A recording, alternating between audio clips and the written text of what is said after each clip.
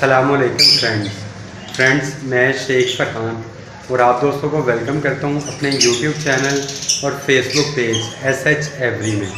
Friends, आज इस video में मैं आप दोस्तों के साथ एक पारब्लू की कहानी शेयर करने वाला हूं कि मेरे एक पारब्लू के साथ क्या मामला हुआ।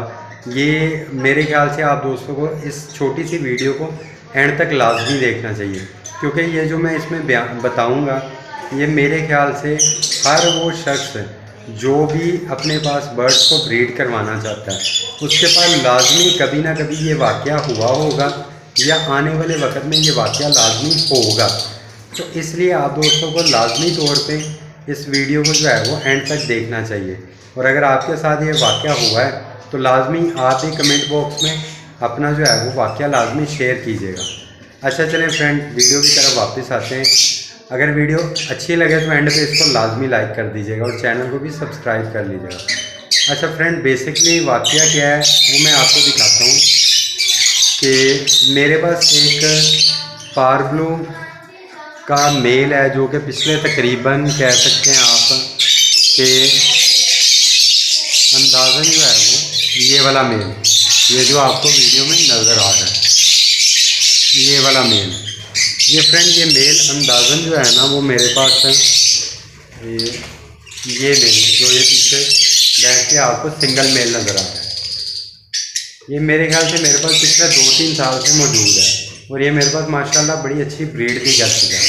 लेकिन फ्रेंड इसके साथ इस बार क्या एक हादसा कह सकते हैं या क्या एक बुरा जो है वो एक्सपीरियंस हुआ इसके साथ, वो ये कि जब मैंने इरादा किया कि मैंने अपने तमाम बर्ड्स को केजेस वगैरह में डाल देना है, और सॉरी यार ये बहुत शोर कर रहे हैं। अच्छा, जब मैंने फैसला किया कि मैंने अपने तमाम बर्ड्स को बड़ी कॉलोनियों में डाल देना है और वहीं पे उनसे ब्रीड लेनी है, तो मैंने इसको भी उठा के इस पेयर को भी उठा के बड़ी कॉलोनी में डाल दिया और कोशिश की कि ये भी कॉलोनी में ब्रीड करें।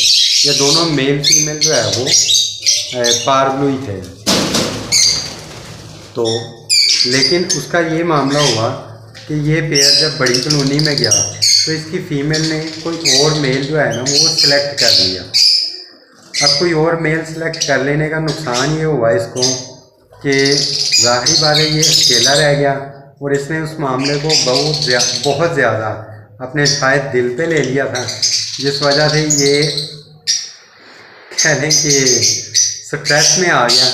स्ट्रेस में आने की वजह से इसने कॉलोनी में जो है वो खाना पीना बहुत कम कर दिया। हर वक्त जो है वो दाने वाले बॉक्स पे बैठा रहता है, लेकिन एक का दाना चुगता और साइड पे होके बैठ जाता है। नतीजे के तौर पे इसकी जो है ना वो जिस्मानी हालत आहिस्ता आहिस्ता जब खाए पिएगा नहीं मुकम्मल तौर पे, खुश नहीं रहेगा, स्ट्रेस में रहेगा, तो उसकी जो है वो कह लें कि हालत जो है वो आहिस्ता आहिस्ता डाउन होना शुरू हो जाएगी। और वही हुआ कि इसकी हालत आहिस्ता आहिस्ता डाउन होना शुरू हो गई।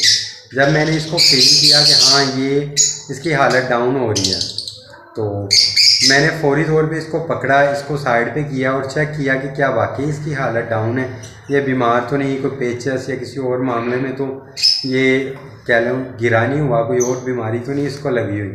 जब मैंने सारा कुछ फील कर लिया तो मुझे यकीन हो गया कि ये सिर्फ अपनी फ़ीमेल के किसी दूसरे मेल के साथ लगने का सदमा ले चुका है। तो खैर मैंने इसको फौरी तौर पे पकड़ा, कॉलोनी से बाहर निकाला और इसको एक अलग छोटे केज में डाल दिया। तो इसका फ़ायदा क्या हुआ?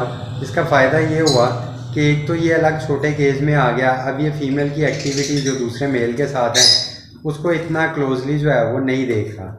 तो सेकंड इसका फ़ायदा ये हुआ कि इसको जब भी कॉलोनी में रहता था तो इसको बड़ी फ़्लाइट में उड़ना पड़ता था, उसकी वजह से भी जो थोड़ी बहुत कोई एनर्जी ये खाने से हासिल करता था वो एनर्जी भी इसकी जो है वो बड़ी फ़्लाइट में उड़ने की वजह से वेस्ट हो रही थी। तो इस तरह छोटे केज में रखने से इसकी दोनों तरह की जो है एनर्जी वेस्टेज जो है वो एक तरह से ख़त्म हो गई।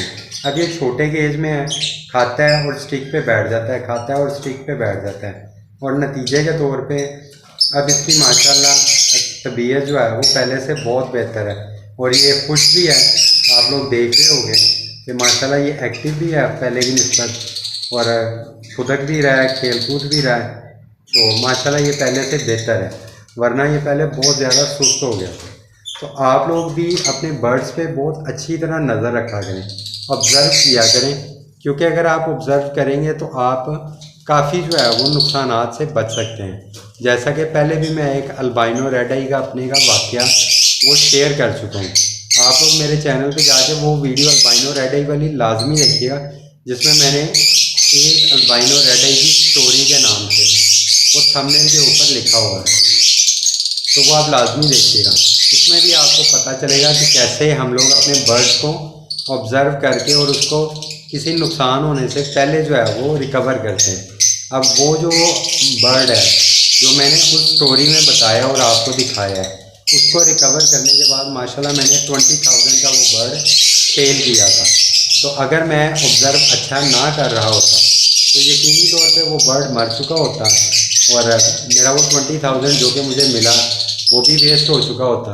इसी तरह ये बर्ड जो मैंने ऑब्ज़र्व करके इसको जो है वो बचाया है, ये वाला बर्ड, तो अगर जो है मैं इसकी भी ऑब्ज़र्वेशन अच्छी ना कर रहा होता तो नतीजे के तौर पे ये बर्ड भी मर जाता और मेरा नुकसान हो जाता।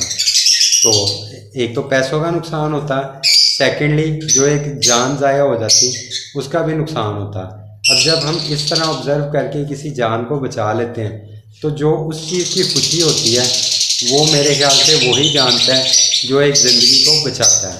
तो आप लोग भी अपने बर्ड्स को ऑब्ज़र्व करने के मुतालिक जो है ना, मेरे चैनल पे काफ़ी वीडियोस मौजूद हैं, उनको देखा करें और उनसे सीखा करें।